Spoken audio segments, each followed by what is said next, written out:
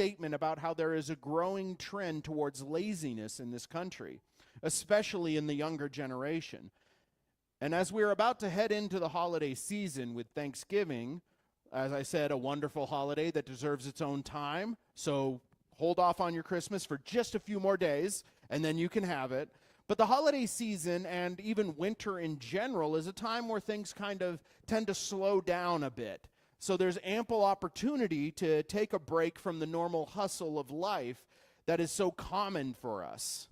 Especially in light of the recent teaching on sloth and the dangers of it, you might find it easy to beat yourself up over slowing down for the holidays or taking time to rest and relax. And that can lead to a whole different problem. Just as there is a growing trend of laziness, there has also been a growing trend of the opposite problem. This problem has taken different names over the years. Once upon a time, you would call a person that would just never stop or slow down and just continually worked and worked and worked. You might call that person a workaholic. Now there's the term hustle that is growing in the younger generation, or hustle culture. And this is the idea that you should be working all the time. There is not a time when it is good to do nothing or rest or enjoy yourself, because that means you're not getting anything done. It's a waste of time. We need to go. We need to go. We need to go. And if you are not at your main job, you should be working at a side hustle to make more money. Or you should be working on some project around the house. Or you should just always be moving forward in some kind of productive way. Always, at all times. Now, you may hear this and think, well, that sounds good on the surface. What's the harm in working hard? In fact, isn't that a good and biblical thing to work hard? You might even look at me and say, didn't you just say a couple weeks ago that we should work for our bosses as though we are working for God? And that means working hard so as to be a good example of God. Yes, all of that is true. But there is a difference between being a hard worker and someone who neglects their need for rest. I know some of the time you take on multiple jobs and you work hard out of necessity. I understand that, and I'll address that a bit. But as a short explanation, if you're going to take on multiple jobs and work constantly, it better be for a short and set period of time. I say all this because just as the excessive laziness of sloth is harmful to you, so too is excessive work and the total denial of proper rest. The fact of the matter is that rest is mentioned in the Bible just as work is. And the Bible has set some pretty clear standards when it comes to rest, about what it is, when it's appropriate, why it's important. So we're going to look today at 6 points about biblical rest, and hopefully this will give you some insight into how we are to rest, why we are to rest, and how often we should be resting. But the first point is the most basic one that we need to understand, is that rest is both ordained and modeled by God himself. See, rest is something that we are all instructed to take part in. It's not a human construct. It is something that is given to us by God and set out from him. He regulates it. He gives an example of it in his own behavior. God sets the example of what rest should be through his own behavior in Genesis 2, verses 2 and 3. Here God is finishing the work of creation over the 6 days, and then he does something different in kind on the 7th day than he did all the previous days. Namely, he did nothing. In Genesis 2, beginning in verse 2, it says, "And on the 7th day God ended his work which he had done, and he rested on the 7th day from all his work which he had done. Then God blessed the 7th day and sanctified it, because in it he rested from all his work which God had created and made." So what lesson is God teaching us here? See, one of the first things that we need to understand is that God is not resting because he's tired. He's not resting because he had a need for rest. God doesn't get tired. He does this because he is modeling behavior for us that we are going to need. Like I said, God gave us rest and ordained it for us, told us that we need to do it, but then he regulates it as well. We are given the model to rest in Genesis, but we get the regulation of rest in the Ten Commandments in Exodus chapter 20, verses 8 through 11. This is the fourth commandment surrounding the establishment of the Sabbath day, or the day of rest. Here God is taking the example to rest that he set in Genesis and telling us how often we should do it. In Exodus chapter 20, beginning in verse 8, it says, "Remember the Sabbath day, to keep it holy. 6 days you shall labor and do all your work. But the seventh day is the Sabbath of the Lord your God. In it you shall do no work, you, nor your son, nor your daughter, nor your male servant, nor your female servant, nor your cattle, nor your stranger who is within your gates. For in 6 days the Lord made the heavens and the earth, the sea and all that is in them, and rested the seventh day. Therefore the Lord blessed the Sabbath day and hallowed it." Now, why does God tell us how often we need to rest? See, on the surface, it might seem like we're just following the example that God set just because. And while that is true, we are following the example that God set, but the question then becomes, why 1 day out of 7? I think it goes deeper than just merely following the example that God set. See, the rules that God gives us are for our benefit. And I think we'll all have noticed that when we do things in the manner that God has called us to, our lives tend to get better. Many times God tells us to do something, and there is a deeper reason why than what is readily apparent. See, we all know that rest is a necessary thing for us. We can't go full speed all the time. We know this. We need sleep. We need to take breaks. So rest is a necessary part of life. We all understand this. Then why does God need to regulate it? And why not just tell us to rest? And why tell us how much? Why does he regulate it in the way that he does? Because when we are left to our own devices to decide what is best for us and in what amount, often we make very harmful decisions for ourselves. What is sloth, if not rest just in too great an amount? So for the lazy man, this command, this regulation of rest, is a command that he should get off his butt and work more often than he would otherwise, since we are told to work for 6 days and then rest on the seventh. And what is hustle culture, and what is this need to keep working, if not rest in just too little of an amount? So for the overworking man, this is a command to stop and shut off for a day, because we are not told to work every day. Without the leading and the guidance of God, humans are terrible at regulating themselves. This is why God tells us to rest and shows us how much we need to do it, so that we don't push ourselves too hard and work ourselves to death, or work too little and invite poverty into our lives. Now that we know how much we are to rest, let's look at what that rest is and what it looks like. Because our second point is that biblical rest is physical in nature. See, when God sets the standard for us in Genesis, the word that he used does not mean that he just took it easy for the day. Some translations of the Bible, in fact, when it says that God rested, it says that God ceased. He stopped, meaning that he stopped working completely. He didn't just slow down a bit or go half speed. He stopped working entirely and allowed himself to rest.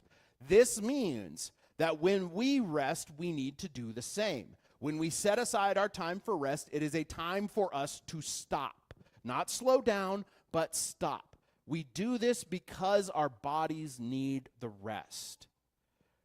We need to stop. We need to follow God's example. Too often we think that we can just take it easy or just slow down for a bit on the weekend. But we still have to get work done. We still have to do things. This is very common. We stop working at our jobs and we start working on our homes, or we start working on some other project that we have. And yes, I'm not telling you that all these things don't need to get done. I'm telling you that it is healthy for you and necessary for you to stop once in a while. See, I've looked at study after study after study on this subject, seeing how much rest does the human body need to prevent burnout.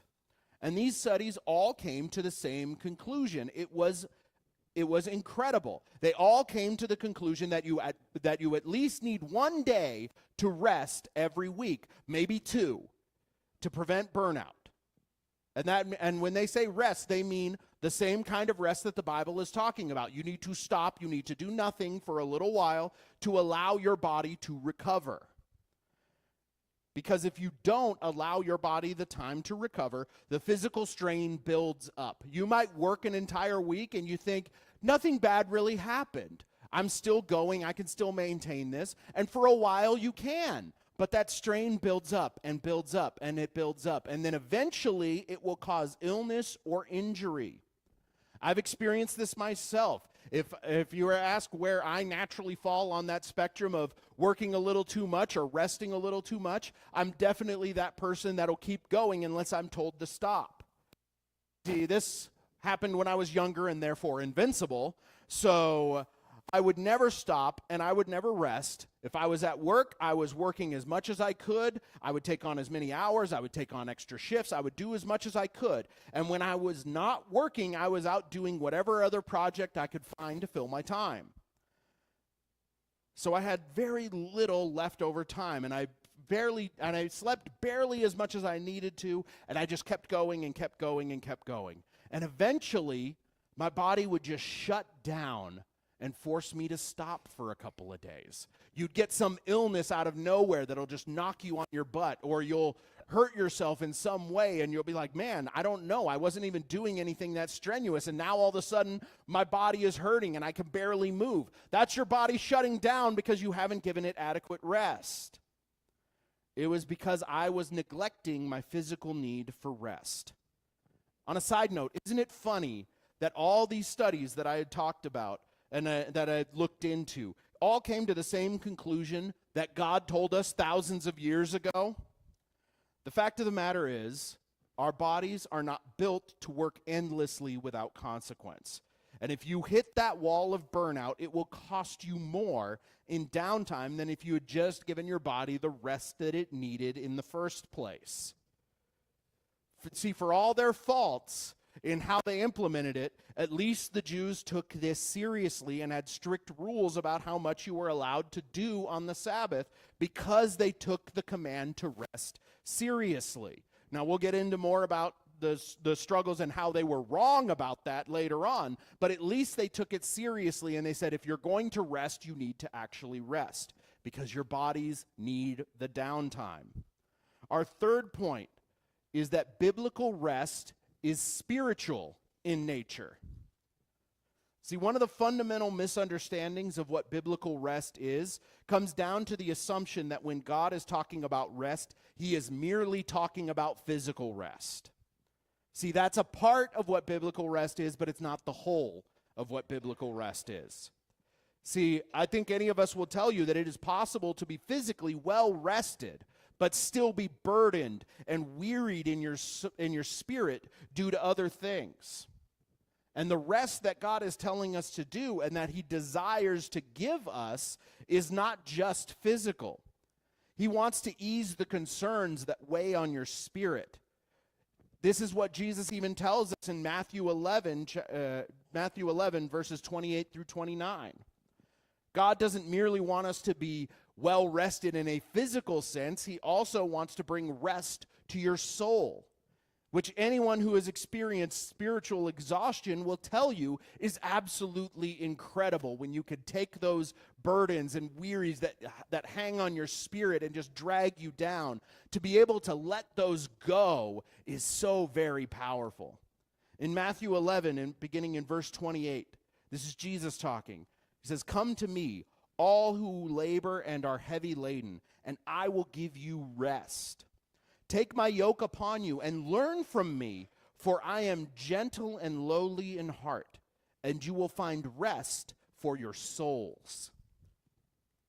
See, our relationship with God is meant to be a source of rest and peace to us, not just on a physical level, but on a spiritual level as well. Now, you might ask, what does spiritual exhaustion even look like? See, what I like to think of spiritual exhaustion as is the burden and the concern in fixing the fundamental problem of humanity, whether on a grand scale or on a personal scale. Whatever you want to call it, the problem of evil or sin or inequality, whatever you want to say, anyone who is honest will tell you that there are deep problems with humanity. And when we try to alleviate those issues ourselves, when we take the burden of dealing with the fundamental brokenness of humanity onto ourselves, it becomes a burden on your soul that is crushing. Because that burden was never really ours to carry. When we try to fix the fundamental problem of humanity, we are taking on a burden that was never meant for us. And the rest comes when we can cast that off of ourselves and put it where it belongs. That's why Jesus says, "Take my yoke upon you, for my yoke is easy, my burden is light." Because he's saying, you don't have to fix the problem of humanity. You don't have to fix the brokenness inside yourself. I'm going to fix it for you. I'm going to put you back together. I will fix the problem of humanity. Now, that's not to say that there's never going to be challenges in a relationship with Jesus, but the responsibility of fixing us is not for us. And that is a truth that we need to remind ourselves, because that in its essence is the source of spiritual rest, because it's not to us to fix the problems of humanity. It is to God to fix. To take part in this rest means that we are to meditate on the Word, on the gospel, remind ourselves of the good work that Jesus has done for us, and allow the fact that we are saved by grace through faith to be a comfort to us, and allow ourselves to lay down our spiritual burdens at the feet of Jesus. Just as physical rest is a laying down of the physical burdens so that we are no longer carrying those physical burdens to allow our bodies time to rest, spiritual rest comes from laying down the burdens that weigh on your spirit. And if we're going to lay them down, you got to lay them down somewhere. You must lay them down at the feet of Jesus, and he will give rest to your souls. The fourth point is that biblical rest is mental in nature. Now, we all know that our minds are prone to racing with wild and anxious thoughts, and that never-ending cycle of crazy thoughts can be exhausting on multiple levels. It can rob us of sleep and cause physical exhaustion. But it is exhausting in and of itself on a mental level when your mind just cannot stop.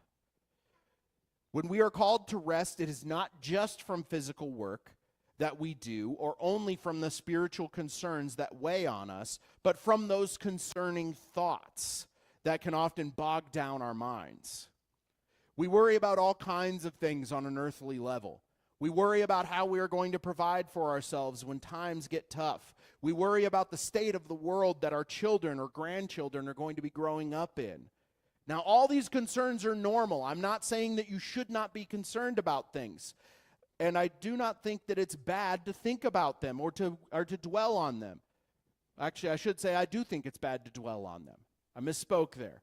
It is not bad to think about these things or even think about how you are going to combat some of these areas. But when you begin to dwell on these concerns, it becomes a burden to your mind. They are like a great weight that can overload your brain.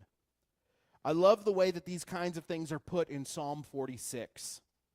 It is a song by the sons of Korah, and they are addressing the many concerns that weigh on the minds of men and show how the Lord can give us peace and rest even in the midst of all these concerns. In Psalm 46, it says, "God is our refuge and strength, a very present help in trouble. Therefore we will not fear. Even though the earth be removed, and though the mountains be carried into the midst of the sea, though its waters roar and be troubled, though the mountains shake with its swelling." Selah. "There is a river whose streams shall make glad the city of God, the holy place of the tabernacle of the Most High. God is in the midst of her. She shall not be moved. God shall help her just at the break of dawn. The nations raged, the kingdoms were moved. He uttered his voice, the earth melted. The Lord of hosts is with us. The God of Jacob is our refuge. Selah. Come, behold the works of the Lord, who has made desolations in the earth. He makes wars cease to the ends of the earth. He breaks the bow and cuts the spear in two. He burns the chariot in the fire. Be still and know that I am God. I will be exalted among the nations. I will be exalted in the earth. The Lord of hosts is with us. The God of Jacob is our refuge. Selah. How beautiful of a thought is that? That in the face of all the troubles and the concerns that weigh on our minds, that we can be still and know that he is God. That all the things that are in it, that all things are in his hands, and he will bring about his will no matter what. If your mind races with the many concerns of life and you just can't seem to shake them, the answer is to remember the promises of God. Remember the greatness of the God that we serve. If the thoughts that race through your head are maybe less concerns and you just have more of a mental job that requires much of your mental faculties, treat this kind of rest the same way that you would treat physical rest if your work is primarily physical. Maybe you need to find a task that does not require much of your brain and you can just shut off for a little while. When your work wears out your body, you must allow time for your body to rest, which means maybe you spend some time on the couch or take a nap. If your work wears out your mind, maybe, ironically, you need to do some kind of physical task that allows you to shut off your brain. I know there are many people who go to the gym as a way to relax their mind because it's something they can physically do that requires little of their mind. Maybe you can spend time enjoying a hobby that doesn't require much of your brain. Or maybe you could take a nap. I don't know if you noticed, but there are very few problems in the realm of resting that a good nap can't solve. I mean, that brings spiritual rest, that brings physical rest, that brings mental rest. I'm a big advocate for naps, all right? I don't know what the problem is when you're a kid and they make you take naps, you hate them, and then all of a sudden you become an adult and you don't have time for naps and you love them and you miss them. I'm sorry, I'm getting off topic. Yes, that's right.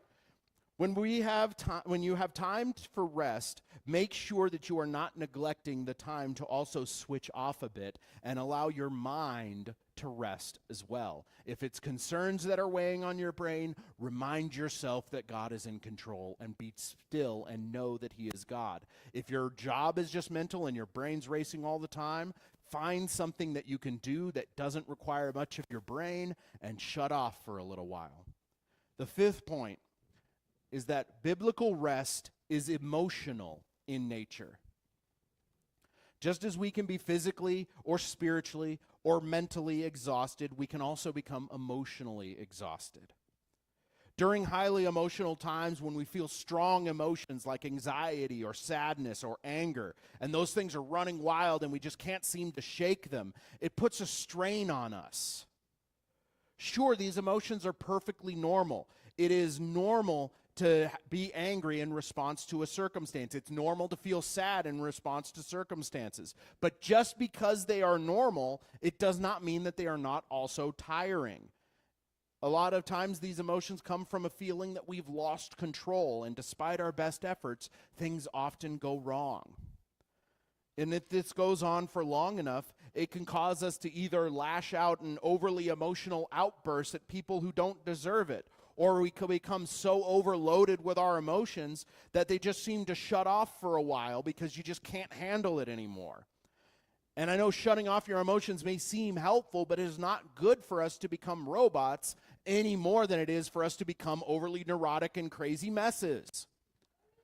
This is why in Philippians 4, 6, and 7, we are told that we can and should take these concerns and lay them on God.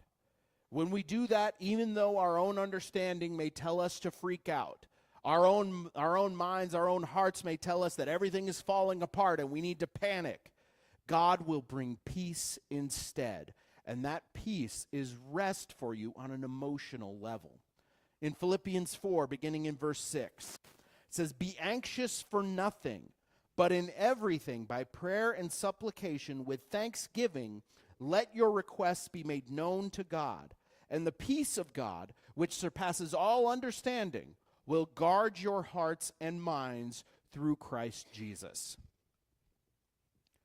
The peace and rest that God gives us not only protects our thoughts and minds, but the heart, which is the source of our emotion. When injustice tells us to become angry, casting that onto God can alleviate that anger. When tragedy and loss bring sadness, God can bring comfort. When uncertainty over our future brings anxiety, the promises that God has our good at heart brings security. If you neglect your emotional rest and never give your hurts over to God, then you will carry around trauma that not only hinders your relationships both with God and men, but you are also allowing harmful spirits to bring their influence through the wounds that those traumas can cause. The peace of God is meant to be total for us: physical, spiritual, mental, emotional. That kind of biblical rest will provide for our long-term health in these areas.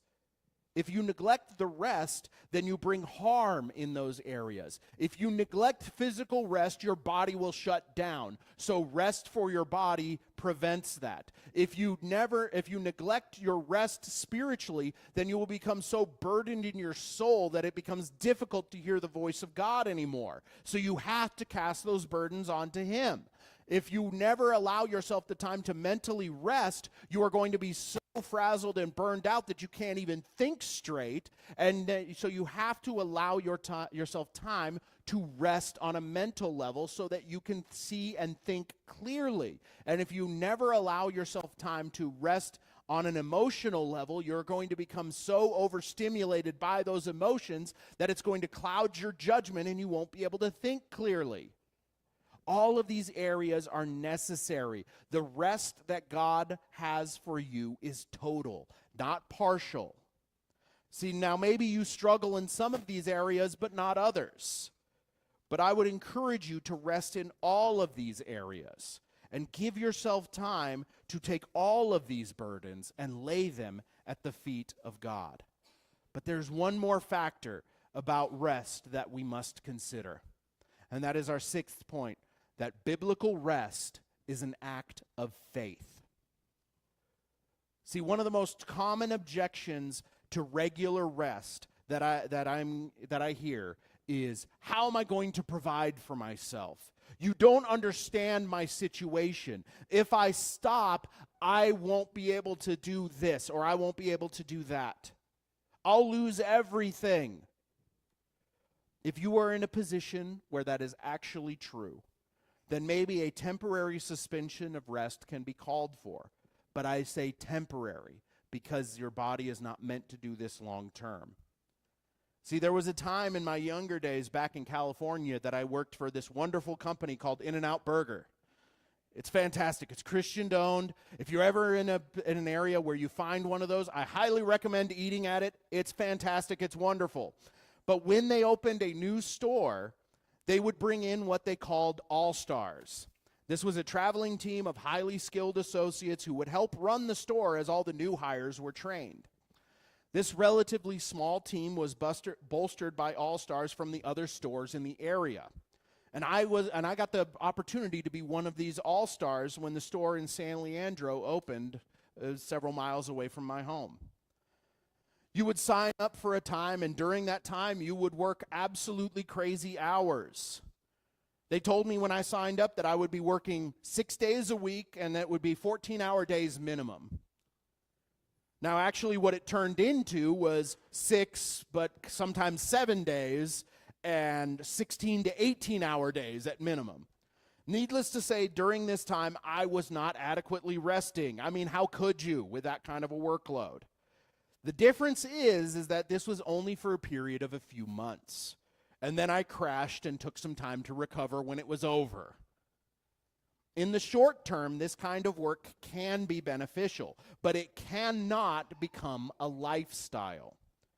If that becomes a lifestyle and you say, I can't slow down ever, we think that that shows dedication. We think that that shows a hardworking mentality. But what it actually shows is a lack of trust in God. Yes, we are called to work and provide for ourselves. But if we take that and then say, I cannot stop ever, even though God told me to, otherwise I'm not going to make it. All that shows is that we don't trust that God can take care of us. In Psalms 4:8, we are told that we can rest peacefully because we know at the end of the day it is God who secures and takes care of us. Psalms 4:8 says, I will both lie down in peace and sleep. For you alone, O Lord, make me dwell in safety.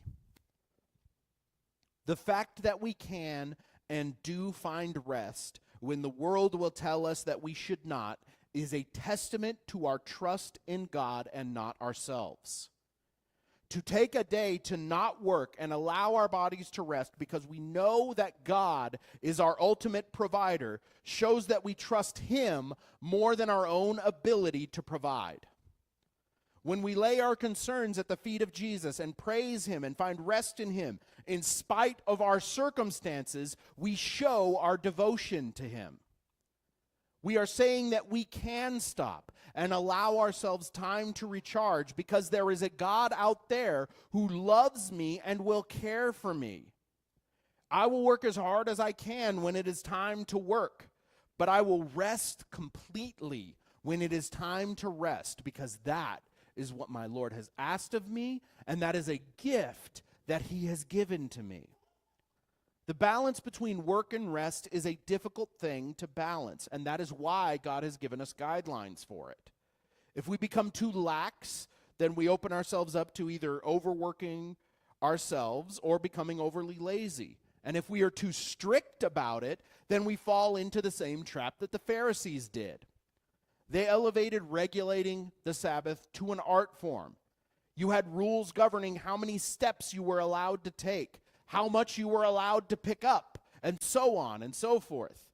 It took something that was meant for our good, like resting, and it turned it actually into a burden. Because now you had to spend your entire day counting, how many steps was that? How many more do I have? If I got to get somewhere, do I have enough steps to get there? There's this branch in my path. Well, I better look at how big it is because I don't know if I can pick it up and move it out of my way because that might be considered work if it's too big. See, biblical rest is not meant to be, nor should it ever be treated as a burden. It is not something that we have to do. It is something that we are blessed enough to take part in.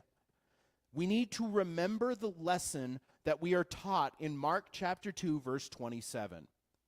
Here Jesus is being confronted by the Pharisees because his disciples were doing something that they considered to be work on the Sabbath. And Jesus' answer to them was simple yet profound. In Mark 2:27, it says, And he said to them, The Sabbath was made for man, and not man for the Sabbath. Like I said, simple yet profound. Biblical rest, as shown by the Sabbath day, was meant for our benefit. We are not meant to fit into some rigid structure that caused more grief and exhaustion. We are called to allow ourselves time for rest every week. Maybe your job does not allow for Sunday. Okay, take a different day. I do. Monday is my day off, and that's when I focus on rest. My rest and your rest may look different. Maybe your job is not very physical, and working out is a great way for you to get that mental rest that you need. That's fine. Maybe rest for you is reading a book. Maybe it's playing video games. Maybe it's visiting family. Maybe it's visiting friends. Whatever it looks like for you, make sure that it is hitting all of these areas. And maybe you need different activities for different areas. Maybe your physical rest is going to look like one thing and your mental rest looks like something else. But you need to allow time for all of it. Whatever it looks like, make sure you are hitting these areas. And part of your time of rest needs to be meditating on Scripture, because that is going to bring more spiritual rest than anything else. So as we head into this holiday season, there are many opportunities for stresses, but there are also great opportunities for rest. Do not feel like you are letting somebody down if you allow yourself time for rest. It is ordained and called for by God, and it is for your good. Let's pray. Father God, I love you. You are so good to ordain a time for us to rest as we need.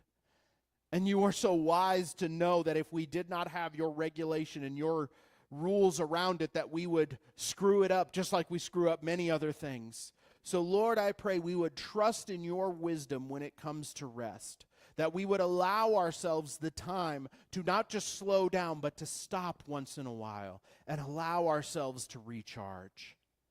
So Lord, I pray as we head into this time of holiday, that we would take the time to rest, take the time to enjoy family, take the time to enjoy activities that we enjoy, but that we would remember that you offer us rest, and more than just physical rest. You offer us rest from the burdens that weigh on our spirit, on our mind, in our emotions. Lord, you want to bring peace and rest to us in every single area.